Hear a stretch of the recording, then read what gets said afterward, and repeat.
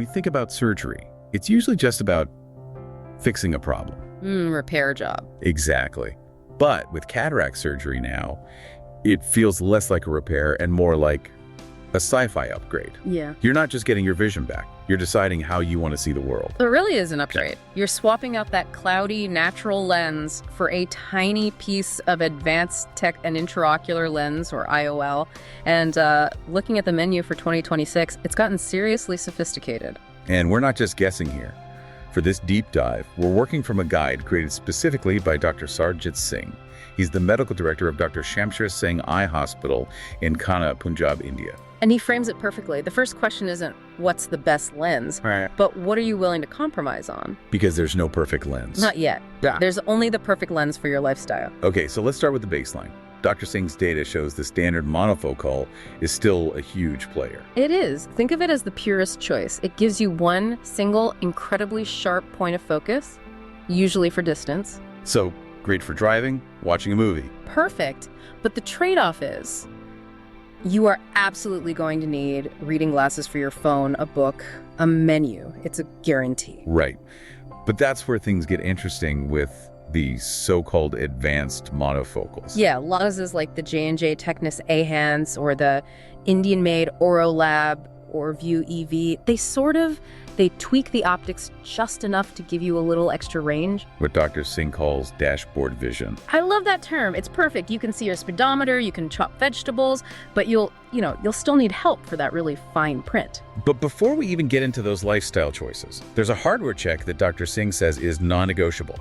Astigmatism. Oh yeah, this isn't a preference. If your cornea is shaped more like a football than a basketball, a standard lens just won't work properly. It can't focus the light correctly. Not at all. So you need what's called a toric lens to physically correct for that shape. And it's available in basically every category, so it's not a hard choice. If you need it, you get it, period.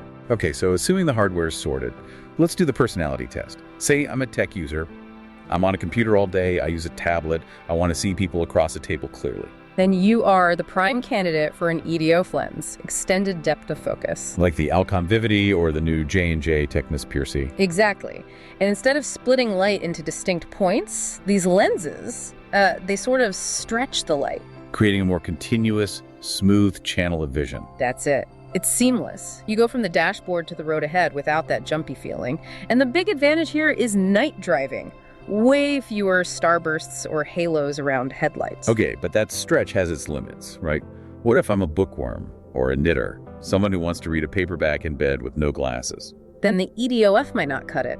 For that level of up-close vision, you're probably looking at trifocals. So something like the Alcon Panoptics or the Indian Biotech Icrol Tri. Right. These use tiny concentric rings on the lens to literally split the light into 3 separate focal points.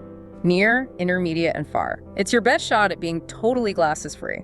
But Dr. Singh warns about what he calls the physics tax. There's always a tax. Because you're splitting the light, you're much more likely to see, like spider webs or glare around lights at night? That is the compromise. You get that amazing reading vision, but you pay for it with some nighttime visual effects. Speaking of options, it's fascinating what Dr. Singh notes about the Indian market. It's not just importing tech, it's a hub for it. Oh, absolutely. You have the big international players right alongside top-tier indigenous companies like Apasami and Orolab.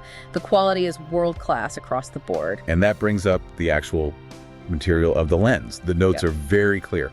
Hydrophobic acrylic. I mean, I would have thought all medical plastic is the same. Not for the long haul. Think of hydrophobic material as being like a non-stick pan for your eye.